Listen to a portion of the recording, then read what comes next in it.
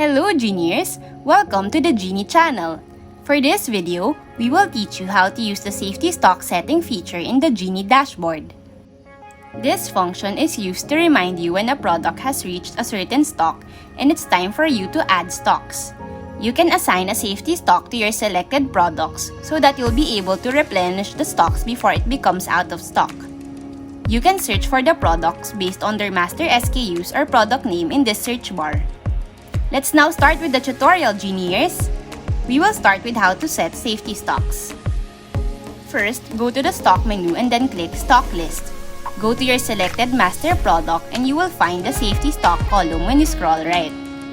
Hover over the pencil icon and then click it. Enable the safety stock status and then fill in the safety stock quantity. Once done, click OK. Next, we will discuss how to set the notifications for the safety stock reminder email.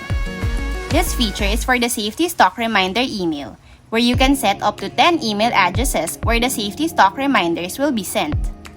First, click the email reminder setting button and then click Add. You can input the email addresses of your selected recipients. Once done, click Confirm. The email addresses of the recipients you included earlier can be edited by clicking Edit under the Action column and then Confirm. If you need to delete one of the email addresses you listed, you can click Delete and then Confirm. That's how you set up safety stock, Gineers. Good luck!